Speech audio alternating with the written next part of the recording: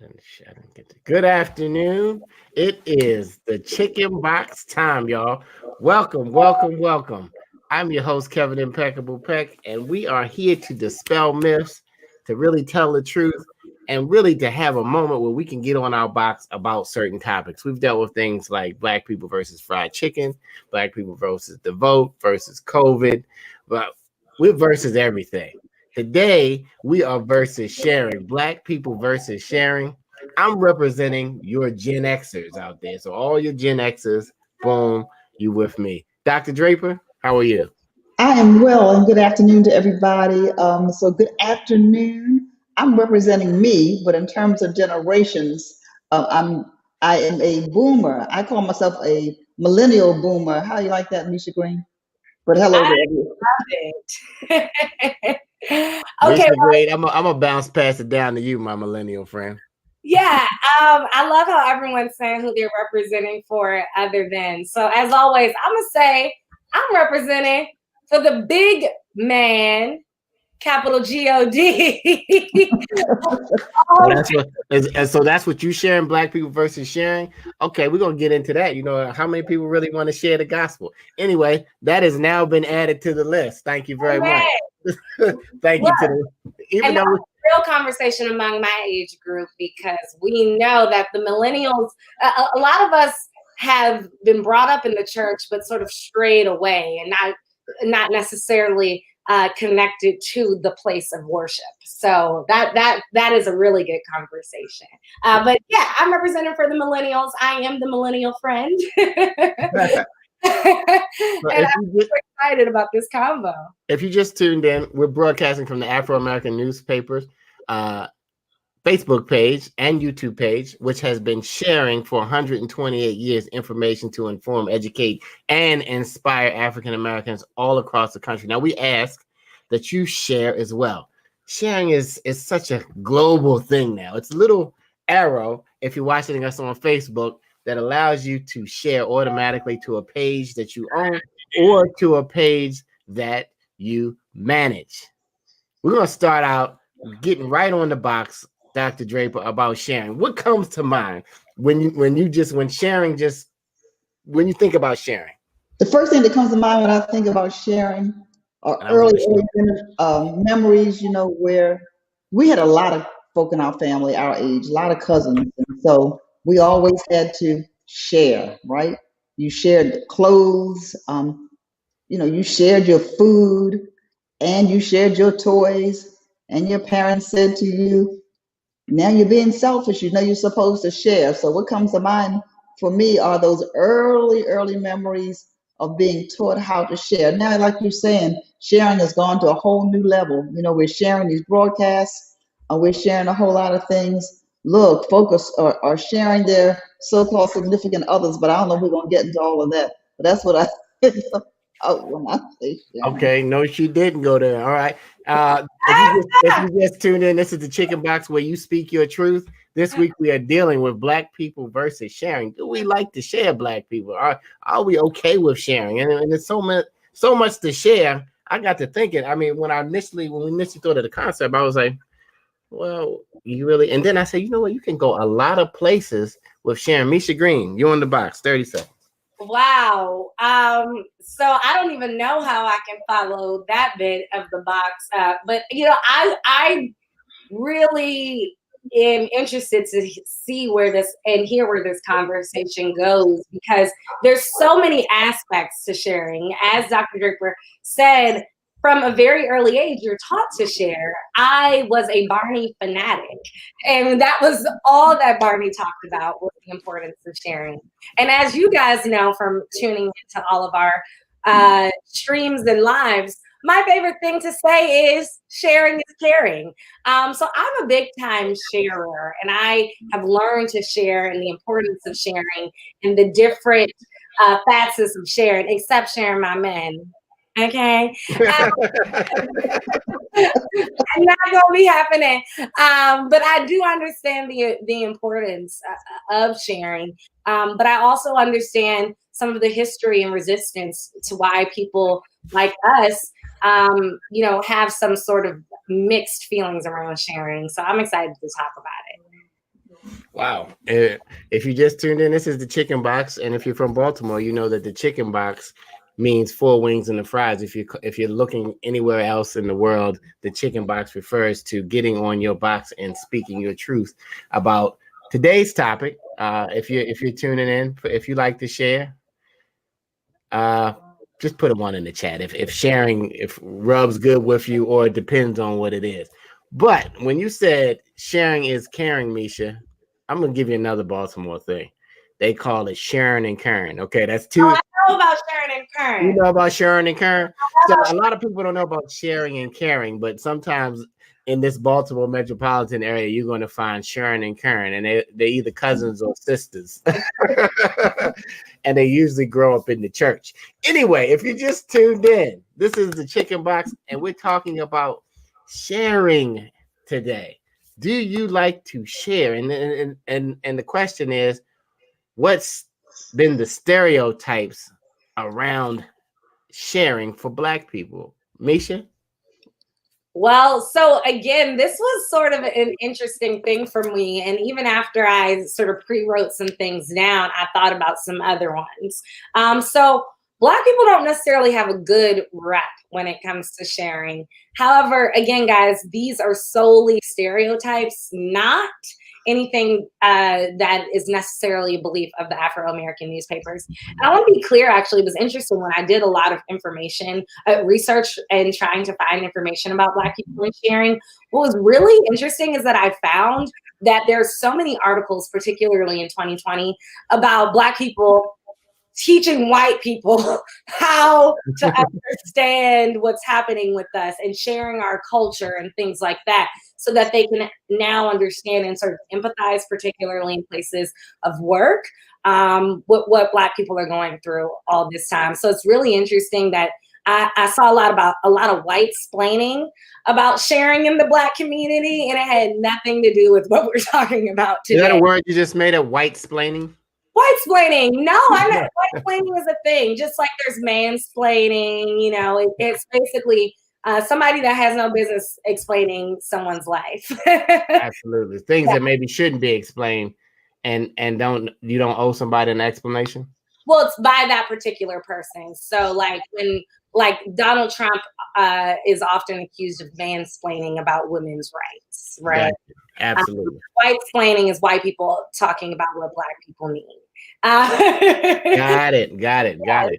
But yeah, so anyway, going into the stereotypes, there was a lot of white splaining about Blacks and sharing.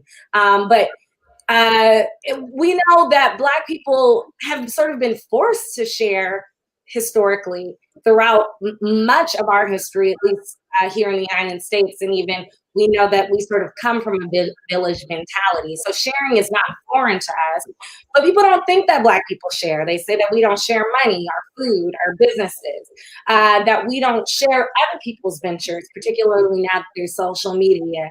We might share a funny meme, but when our homie has a business, people accuse Black people of not necessarily stepping up and sharing that. And that Black people don't support or share one another's ventures in general. That's outside of social media. But, Black people are often accused of not necessarily supporting one another's businesses, and that's why they fail. And that Black people only share information but don't actually support, right? So you might see that person who's like always sharing that you're live, right? Or always sharing that you're that you have some new business proposition, but then they're not actually supporting. These again are all stereotypes, not necessarily views of the Afro. I just want to make this very clear. But also it's that Black people are share too much, right? There are those stereotypes that we overshare. We're always trying to give people our food, and we will give people the last shirt off of our backs and things like that. And so then there's a lot of stereotypes, which again, I thought about more today and did some research on, of Black people getting taken advantage of because of the sharers that we are. And I think Dr. Draper will be able to talk a little bit more about that when we go into the sort of the history behind it. But yeah, those are some of the stereotypes that I have been able to find and learn about in researching Black people and sharing. So food, money. How about clothes? Oh my goodness, how about clothes? You It's know, a good thing in our community that we do share. But yeah, let's see what I'll confess as a foodie, I don't like to share my food. I'd rather buy you your own. Hey, Yeah. that sounds like a lot of people, and then some people, I don't know how many fights got happened in your high school. It would be people who would just like put their fork in your plate in high school. Did you guys have anybody who was like, how's that taste? And they haven't even asked you, is it okay to have some of your food? They are in there. I have seen people get stabbed with forks in their hand. I have seen the biggest cafeteria fights, because I think that was boundary. That didn't have anything to do with sharing, right? That just broke down the boundary. But this is Black people versus sharing. Dr. Draper, is there any other stereotype that you've come across about sharing that really rubs Black people the wrong way? but let me speak to that food thing first. No, that wasn't sharing. That was encroaching on my plate. And, so, and if you were on my plate, for me, you can have it. If you drink out of my glass, you can listen. One thing we don't want to share on a serious note is COVID. Okay, Boom. so I mean, we're having a lighthearted conversation, somewhat lighthearted conversation today.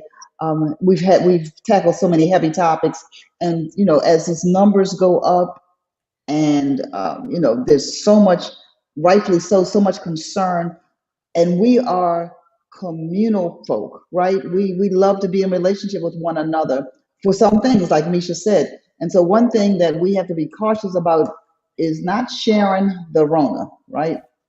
So, and a lot of us are doing that, but not just Black people, but we are disproportionately impacted. But let's talk a little bit about this whole But are share. they sharing it because they want to share it, or are they sharing it I because don't they think don't so, know? Kevin. I don't think anybody Or wants. just Well, right? I can't imagine anybody wants to share COVID. Mm. Okay. Yeah, I can't imagine that people intentionally would want to do that. Just like I can't imagine anybody would intentionally say they have it when they didn't. That's another whole story. But so I don't think so. I think most people are terrified of this disease, this virus. And if you most Black people I've talked to, if not 100%, let me say all Black people that I've talked to, I know all is a strong word, know somebody with COVID or somebody's been diagnosed with it, various stages of it. I talk to some of my white friends. They don't have that same experience, but we know that COVID knows no color, but it's disproportionately impacting brown and Black people. And so I couldn't imagine anybody would intentionally do that. I don't think they have the strength to do it. The people I know that have been impacted by COVID, they are so tired and worn out and sick. They don't have the strength. Now talking about sharing, back to that topic, because we share spaces in our homes, because we tend to have our extended family stay together as long as they can. There's some unintentional sharing of COVID, just because when they say quarantine, I quarantine, go to another room, put somebody. A lot of our families can't do that. We don't have that kind of space to have people in all these different rooms, right? So I don't know how I went there, but that's not something we want to share. Yeah. This is the Chicken Box, Black people versus sharing. We have Rachel Humphrey tuning in. She said, I think sharing with small business is as a Black business owner. Thank you, Rachel. Dana Peck says, we are great storytellers, so we need to share more of our history. This is more than any time ever that everybody's kind of still more than ever. And when you run out of something to binge watch, you can binge talk about your family. Now, sometimes people don't like to talk and they're in the same house. They will be sitting next to each other for hours, but yet they're on their phones. I don't know what generation I'm talking to, but they can talk to their phones and not say one word to someone else. We got foodies out there sharing food has been rubbed you the wrong way. If it's something that you like to share or you don't like to share, put it in the chat. Let us know what it is that you don't like to share. So, Dr. Draper, it's been a history of kind of the use of share in one of the words that kind of rubbed us kind of the wrong way. You want to talk about it? Yeah, that word sharecroppers. I think that's what you're talking about. Sharecroppers, absolutely. You read my Sharecroppers. mind. AKA enslavement. Mm. Okay. And so I think the PBS did a special, and they agreed. They said slavery. I always call it enslavement because uh, we were enslaved, against our will. But so the former enslaved slaves, they saw jobs, and the planters. Now we could spend the whole show on black people versus the enslavement of black people. But sharecropping was the system, right, where the landlord or the planter says to a tenant, you can use the land in exchange for what? A share of the crop, right? And so there wasn't cash flowing, there wasn't an independent credit system. So that was the creation of the sharecropping.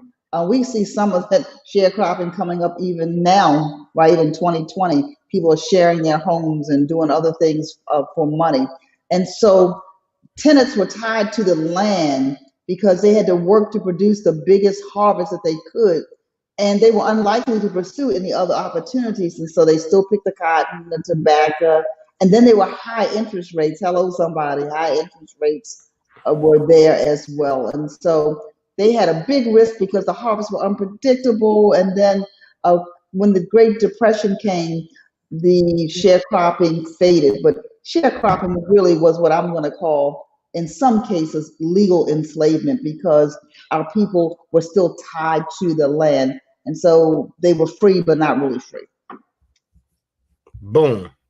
Free but not free. That's a word that we want to take out of our vocabulary. Sharecropping. But there is history there to look up, and it's good to share information. How many of you guys are sharing good information? I hate to talk about, it's like COVID is just floating around, but are you sharing anything that's positive about it? Are you sharing how your practices have made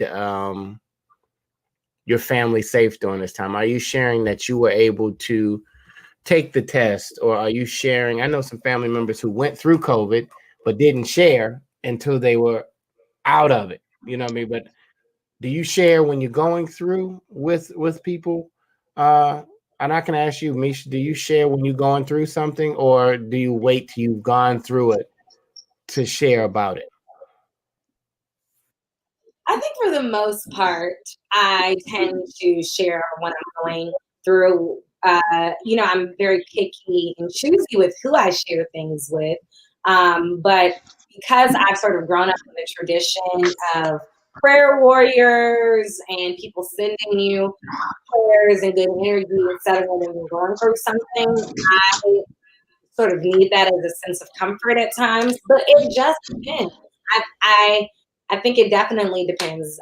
Particularly in 2020, a lot of personal things have happened in my life where very few people know, or it might be one or two people in my life that know something. But it truly just depends. Normally with good news, I like to share until I am sure everything is solidified for sure.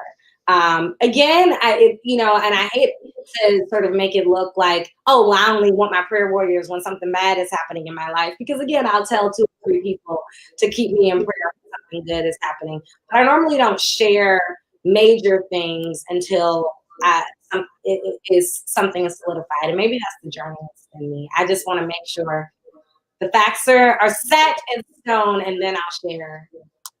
I've heard that it's been said that you can find out who your real friends are if, in fact, you can share good news with them and how they will react to your good news. You ever share something with a person and they still come out with something negative? They're not happy for you, or if they are happy for you, it's like that phony happy, like, yay, hey, Yeah.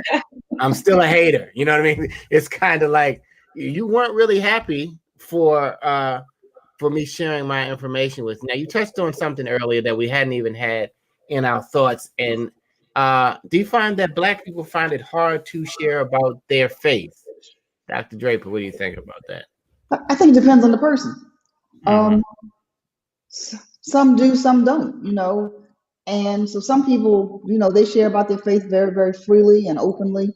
And there are others that you would not know. I call them closet Christians or closet whatever. You would not know what their faith is. And sometimes people are reluctant to share because they think that it may lead to some kind of judgment, right? So I share my faith with you, and then I do what humans do because humans are not infallible, only God is. And so I mess up, and then, the finger comes back that says, I thought you were a whatever, fill in the blank. So I think sometimes there's a reluctance to share because people don't want to be judged, but that's, we still are called to share our faith. And I believe that the best way to share our faith is by how we live, not by what we say. Sharing is showing. This is the chicken box, Black people versus sharing. Throughout the event of the smartphone, everybody has been taking selfies. And everybody is, like I call, editing their life. You get to pick the best shot. Misha, are you guys mad as millennials, or are you mad personally when somebody shares a picture that you kind of really didn't approve of, but they like the picture? Does that rub you or any kind of way? Absolutely, but I think that it's not just a millennial thing. I think in general, we had a certain level of privacy before the invention of extreme sharing through social media. We had a certain level of privacy that many people are just not afforded these days, and so absolutely, it makes me mad. Particularly because I don't have the luxury of only representing Misha Green when somebody takes a photo of me. As I said when I introduced myself, I'm representing God, but I'm representing my parents. I'm representing the Afro-American newspapers. And so, one could argue, oh, you don't need to be nowhere or doing anything that you shouldn't be doing anyway. But pictures totally can be misconstrued. It can, somebody can just catch you in the wrong light at that moment. And that doesn't mean that you're necessarily making a bad decision or you bad that day or whatever. But unfortunately, I think I get mad when something has been taken that I didn't necessarily approve of. Because again, I'm not just representing myself. I have a lot of organizations and people and God that I represent, and that's really important to me.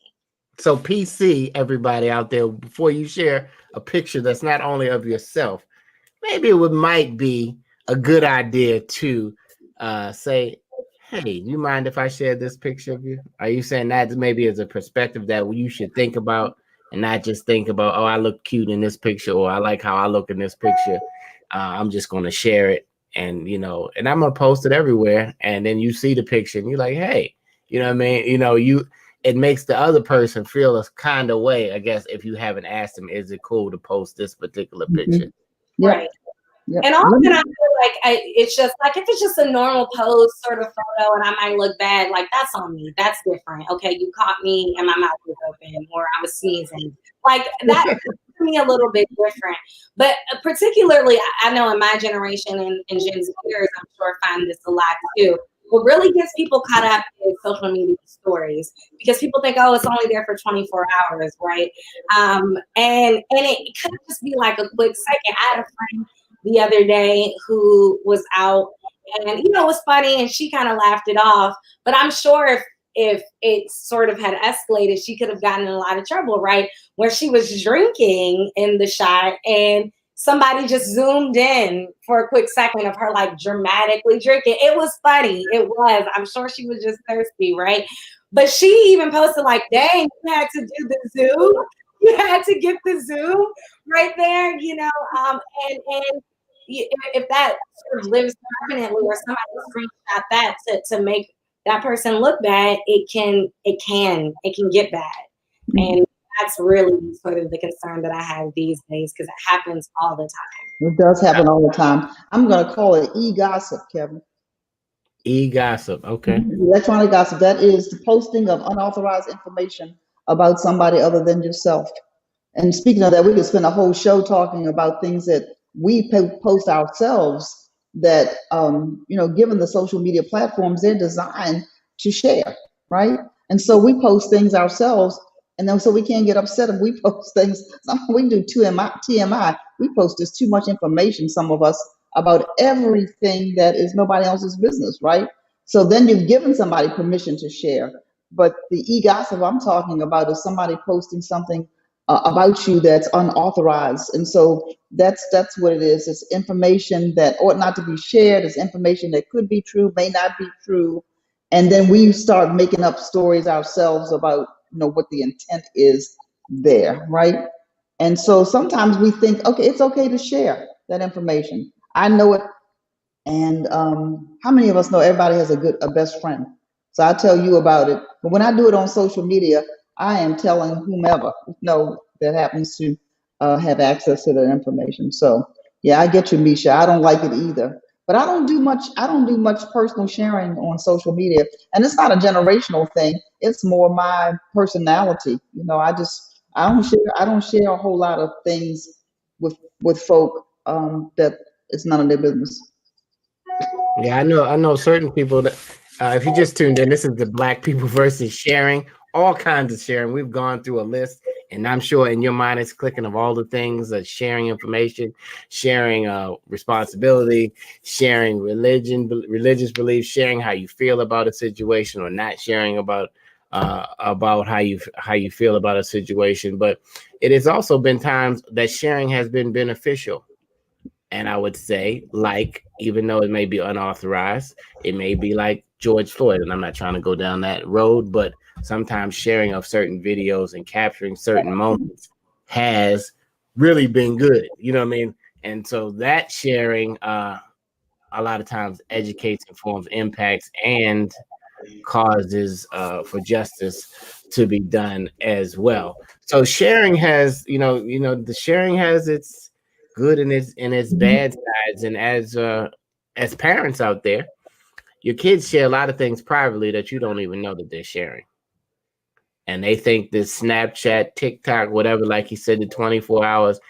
And because of the technology, people can screenshot it, they can screen record it, and you think you're sharing something with somebody because y'all are so close all of a sudden, and you share something, they've you, they've captured it, filed it away, you know what I mean, and in the future time, if need be, they will reveal it again and share it at a time that you didn't even think that this person was capable of sharing XYZ. So be careful what you share out there. Let's get 30 seconds on the bar. Actually, let's deal with some Afro facts. This is the Afro American newspaper. We've been sharing information for 128 years. I just wanted to go to another place really quick. Visit us on afro.com. We have pivoted and we continue to share information during this pandemic. And we have gone to a membership model, everybody. So for less than a couple Uber Eats service charges, you can not only support a organization that supported you in the community for years, but you can also give it as a gift. It's a perfect Christmas gift. Afro.com. Please share the good news. Anyway, Diane says network. She likes to share network. Networking is sharing. When you get out, networking is different now, right? Remember, it used to be in a little room that you had a little honey bun or something nice to drink, some cookies, and then you could talk about your business. Now it's a Zoom or a stream, and you can still do the same thing, but you're still sharing information, right? They said the smartphone wouldn't be so smart if it didn't have any information, if it wasn't sharing information. This glass, if it had information, and this was the new information thing, we would all be having a glass instead of the phone. Anyhow, Afro facts, 128 years. Misha Green, let's tell me something that I really didn't know. Oh wow! So I hope that this is new to you. But I think that part of this, everybody knows the story. But I think we should celebrate the specific day. This week's Afro fact is inspired by tomorrow, November 20th.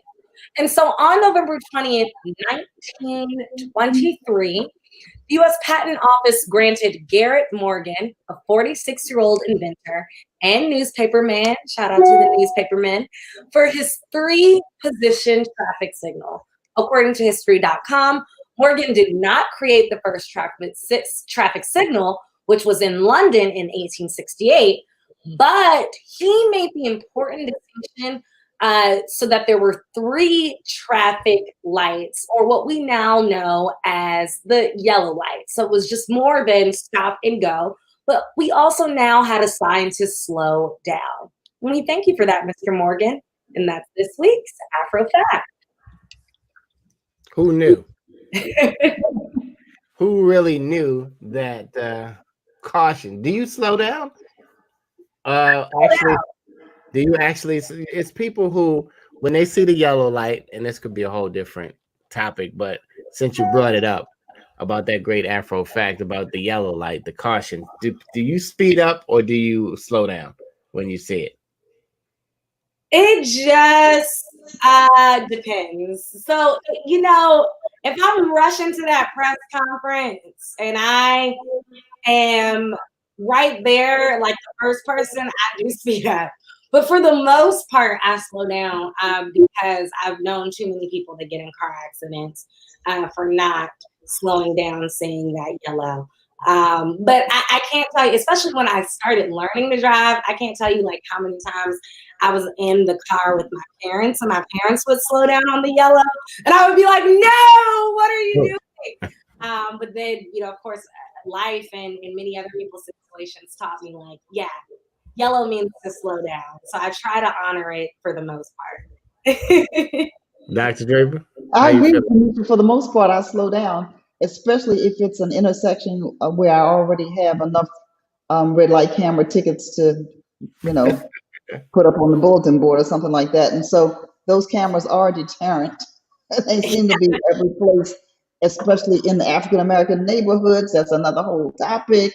But for the most part, I do slow down. I have been in a couple of really bad accidents, not for somebody running a red light, but just, you know, careless driving. So for the most part, you know, I slow down. I try not to be in a hurry for everything. You know, Absolutely. try. Anyway. This is the Chicken Box, and we are talking about Black people versus sharing. We're coming kind of to the end of the show, and I kind of wonder if anybody would like to post something that they would like to share. I think when Black death goes viral, could trigger PSD like trauma. Social media videos of Black injustice can actually worsen the effects. Yeah. Absolutely. If you watch them over and over again. So that, I guess that would be the other side of I didn't really do it, but but the video caught you doing it. So, you know, I think you kind of have to kind of balance that on, not on that the video exists, but on that you keep watching it over and over again. You know what I mean? So that it begins to really get into your psyche. So we're going to get on the box about, this has been a show that we could probably pick a lot of things to share and talk about them for weeks to come.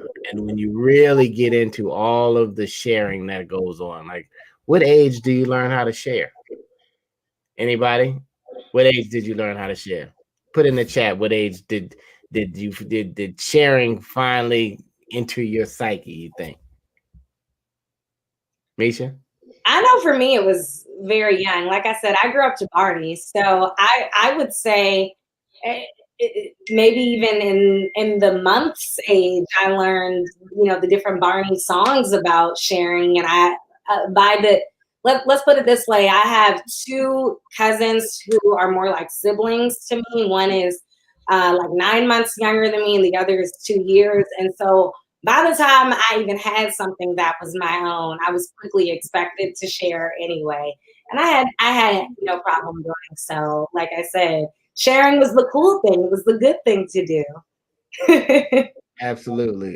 You know, some kids, they share to a point, and then they like to take other kids' toys as well. You know, if your toy looks like you're having more fun with it, even if in fact I don't really want that toy, but you have it, I want to take it. So that I've seen that in sibling kind of relationship. Dr. Dre, when do you remember when your first sharing lesson? I don't remember exactly when, but it had to be early. You know, we grew up in a house that had one bathroom, and certainly there you go, Rachel Humphrey, your cousin. So that's right. We learned early about sharing. We shared everything, and so we learned it early. We had, you know, like many people still do today. We had one bathroom. You had to share that one bathroom. You could not go in there and take a long bubble bath or anything like unless you did it 3 o'clock in the morning. And I shared my our bedroom. My baby sister, when she came along, we shared a bedroom. And this bedroom was barely big enough for one bed, much less two, but it worked and we shared, you know. So it was early on that I learned how to share. You know, and so, you know, selfishly we don't always want to share, but we learn to share. And then for our cousins, there were 16 of us and 14 of us were pretty close in age, and so you shared everything. And we shared clothes. Speaking of sharing, we didn't even talk about that. You asked me about my earlier memories, and I shared those. But my daughter, they box up clothes by size for all of the children. And then when the next friend has a child and the child gets to that size, like let's say the child gets to a 2T, they look around their homes and say, oh, right, I got a box of 2T girls' clothes. And they just ship those clothes back and forth to each other. Man, I'm sure it comes a time when you're glad that you don't have to get it back. The 2T, it seems like it goes so fast, but that's a good idea. If you're looking for organization ideas of how to get rid of some of these things that you have been keeping somewhere in your house during the holidays, organized by size, that might be a new little website, you guys, for somebody who's really business minded and organized, that you could share things that are still, don't give away anything that's holy, right? Something that you would still put on and wear. Don't you know, if it's run down, throw it away. But if it can be used by another child, that is a fantastic idea. Mm-hmm. To take those clothes that your kids have grown out so quickly So fast. and box them up and share. Diane says, I love that idea. It's a It is great a great idea. idea for somebody who is just has an organizational mind. You can create a website, a new eBay for you. It'll be clothes sharing. I don't know, you don't call it that, but it could be sharing parents' clothes. Anyway, it could be something that I think all of us, whether you've gotten smaller or you've gotten a little bigger, things have gotten a little tighter. That's right, Diane. Adults too. That's a great sharing. That business idea has been given away by Impeccable for free because I would not be Especially doing for that one. especially for children's clothes because, like you said, they grow fast. Somebody Yeah. has a baby shower and gives you a whole lot of 3 month, 6 month clothes. The baby's born in the summer. By the time the winter comes, the baby can't wear those, and so yeah, that's what they still do that today. Rachel said other folks call it consignment. That's true. So I never really been in the consignment shop. So do you pay when you consign, or you just No, you don't. You you pay just when sign for it? no, How do no. you? You take your things to the consignment store if they're in good shape, and you turn them over for a percentage back if they sell them, and then you Oh, agree so if they they do don't. sell them. They Okay, so we sell would. them, but they don't Okay, take everything. And then if they don't sell them within a particular time frame, you have agreed that they can give them away to Goodwill or Salvation Army or something like that. so either way, it's out of your house. It's out of your house. Yeah, and like the That's more sort of millennial versions of consignment shops, people trade, or you'll like get store credit at a lot of the consignment shops, even if you're not necessarily getting money for the stuff that you're trading in. I am a consignment shop lover, not that I have nice things to trade in, but the amount of before all this happened, I always had to go to galas, and consignment shops are the best place to go for gala Yeah. gowns because a lot of people only want to be spotted in their gown like that one time. And so then they need a young journalist to rock it on red for $15, and here I am. boom. You see, now this is what I'm talking about, Black people. This is how we share some good ideas. And maybe it just could be me. I don't know any men who go in consignment shops. That doesn't mean they don't go in there. I'm sure some men go in consignment shops. I just said I personally don't know any. But anyway, I'm just putting that out there for free men who are watching. But if you go in a consignment shop and and I know men that go in Goodwill, but I don't know about consignment. Anyway, we got a few seconds left. Let's get on the box about sharing. What comes to your mind, Dr. Draper, about sharing? Final word. What comes to my mind when I think about sharing is the sharing of our history, of African American history. I think somebody mentioned it earlier in the show about our family history. Listen, if we don't share our African American history, our accomplishments, as well as our sorrows, then the books will still continue to portray us as they do, the textbooks and the other books. We have a responsibility to share our history. We did not begin and end with Frederick Douglass, Booker T. Washington, George Washington Carver, Martin Luther King, and Barack Obama. We got so many people have made so many contributions. What we try to do at the Afro is certainly to share history, but we're not just about the history about the present, but what's happening now becomes history later. Share your family history with your children. And so share that, and don't think it's not important. It is important. Every single thing we do, even our struggles, are important to share. So share that, and then insist that your public school, private school, parochial school, wherever your children are enrolled, that they put that into the curriculum, real African American history, past and present, current events. I'm really passionate about sharing our history because we are great people. And if we don't let our young people know that they come from kings and queens, okay, not from what you saw on Tarzan, that's not it. But we have a rich, rich, rich heritage, and we need to share it, and to share it, and to share it. I'm gonna go on the box. I'm gonna let Misha Green go last this week. I think that we need to get to the point where we can't be so, I'm going to make up a word, shellfish, or I'm trying to say selfish. We shouldn't be so much that we have the information that could actually help somebody out, but we're so selfish. And I found that a lot of people in certain industries, they won't share information that could help somebody else out because they think that it's going to have that person elevate above them. But really, that information, when shared, is kind of like a seed that you're sowing into somebody's life, and that could actually change their life. Just that little teeny bit of information that you share. So don't be so sharefish or selfish, and share things that not only benefit you, but that could benefit others. And that's my moment on the box. Misha Green.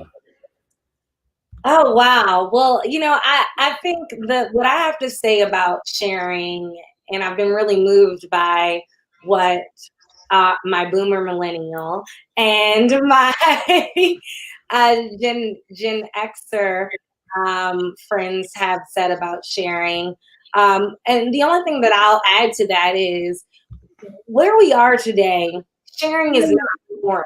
It's something that we do all the time. I've shared about 3 things just during this live. And so I can only encourage people to try to share things that are positive.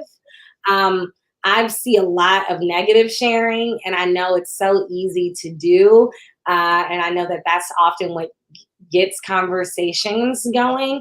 But really where we are today, I'm so in need of some good positive shares. And so when somebody sees that, here's that uplifting song that has gotten them through the day, share it, or that funny meme that is positive, go ahead and share that. And then the other selfish thing, and we just were talking about selfishness, right? That I want to say that I really hope that people consider sharing during this time is recipes, particularly as Black Americans. And Dana, in her comment, talked about storytelling. So much of storytelling comes with the food and traditions that we have. And I know that we're not going to necessarily be in person with our family this year. I know it's going to be a really small Thanksgiving for me. However, sharing of recipes is something that I wish was done more of, particularly in my family. My grandma died really, not really young, but way younger than most people do. And so some of her favorite things, I don't know how to cook. And because my mom and aunt had their mom doing it, even though they were, they are great cooks themselves, stuff that sort of are her staples. We just don't have like her famous cornbread. You know, my granddad tries, but it just doesn't hit the same. And so I really, really hope that people can share recipes. And now we have the digital platform to do it. So, you know, share those recipes. And Dr. Draper, I heard that you had some recipes that I might need to taste. So And I'm not telling. I'm not telling. I'm not telling. I'm just Oh, kidding. you're not sharing anything. I'm just kidding. I am absolutely sharing because they're not proprietary. Somebody shared them with me. But I had an aunt, and they had the Jones beans for black baked beans, right?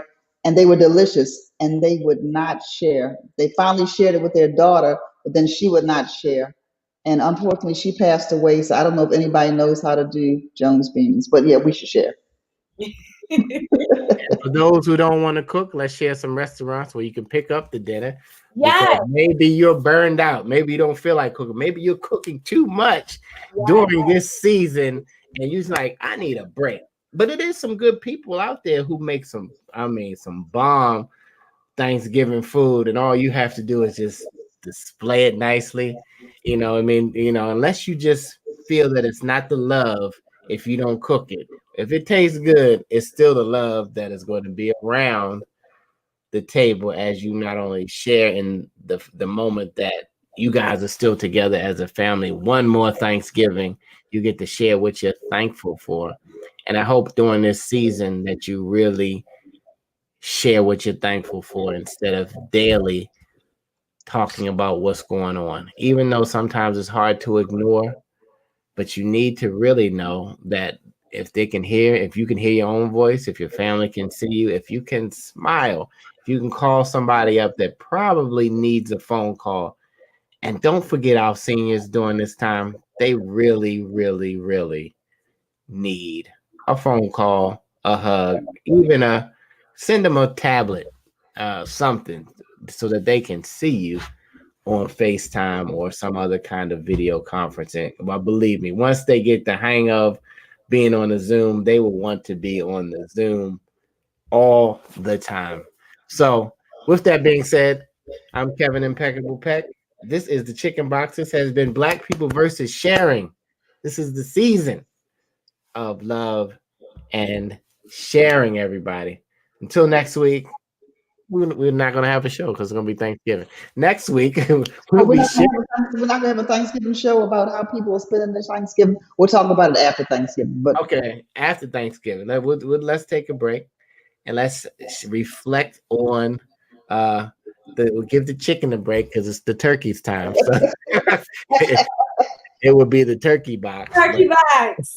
But Kevin Peck, I do want to say that when we return on December 3rd, we have a special guest, former Lieutenant Governor Michael Steele, former RNC Chair Michael Steele is going to come on, and we're going to talk about Black people versus the Lincoln Project. Whoa! And so Stay tuned. Don't go too far. Yeah. We're gonna have it's gonna be a doozy.